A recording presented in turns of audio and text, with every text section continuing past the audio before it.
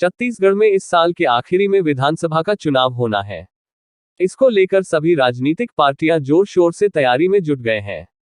वहीं चुनाव से पहले केंद्रीय मंत्रियों का प्रदेश दौरा जारी है। प्रधानमंत्री नरेंद्र मोदी भी राज्य का दौरा कर चुके हैं, लेकिन एक बार फिर पीएम मोदी छत्तीसगढ़ आ सकते हैं।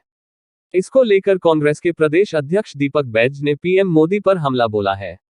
उन्होंने कहा कि पीएम मोदी को पहले मणिपुर जाना चाहिए। मणिपुर में केवल 36 सेकंड है, उसमें भी राजनीति कर रहे हैं।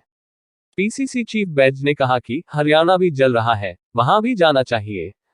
छत्तीसगढ़ शांत प्रदेश है, यहां उन्हें सत्ता चाहिए, यहां वोट मांगने आ रहे हैं।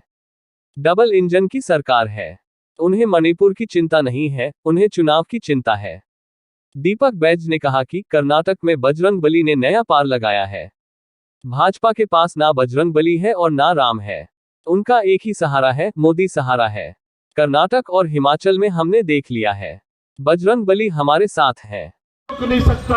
अगर आदिवासी अगर अपना स्वाभिमानी पर खड़े हो जाए, नरेंद्र मोदी क्या दुनिया की ताकत रोक नहीं सकती, आपकी केंद्र सरकार भी रोक नहीं सकती। आदरणीय साथियों, इसलिए मैं कहना चाहता हूं, जागो आदिवासी भाइयों, जागो, हमको लड़ना पड़ेगा, हमको लड़ना पड़ेगा, हमको जागना पड़ेगा, अपने अधिकार के लड़ना पड़ेगा।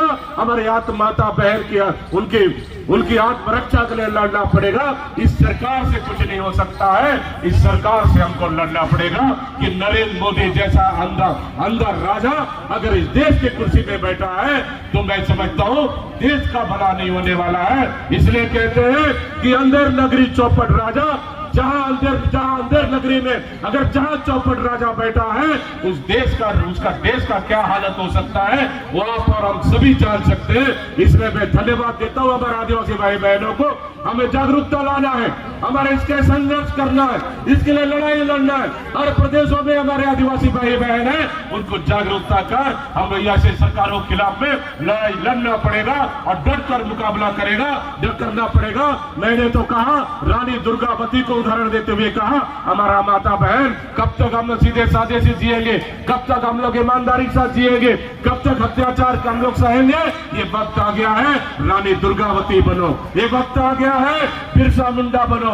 वक्त आ गया है, हमारा ज्ञान सिंह हम बनो और आदिवासी के लिए नेतृत्व कर ऐसी सरकार को उखाड़ कर फेंकना है और आदिवासियों को ताकत दिखाना है। आदरणीय साथियों, बहुत हुआ अत्याचार, बहुत हुआ अन्याय, बहुत बर्दाश्त कर लिए, बहुत सहन कर लिए, लेकिन नहीं करेंगे आप सहन। आप सड़क का लड़ाई लड़िए, हम सदन के अंदर लड़ाई लड़ेंगे और प्रधानमंत्री को जवाब तो देना पड़ेगा और जवाब दे के रहेंगे। आदरणीय साथियों, निश्चित रूप से आदिवासियों के प्रति संघर्ष जारी रहेगा, आदिवासी हित के लिए लड़ाई जारी रहेगा, आदिवासियों के हक के लिए लड़ाई जारी रहेगा और ये जारी तब तक रहेगा जब इस सरकार को उखाड़ कर नहीं फेंकेंगे। इसलिए बहुत बहुत धन्यवाद देते हुए मैं आदिवासी भाई बहनों को बहुत आप इस लड़ाई में देश से कोने कोने कर आए और सभी भाई बहनों के देश से संदेश जाएगा कि आदिवासियों को डरने की जरूरत नहीं है, आदिवासियों को बिल्कुल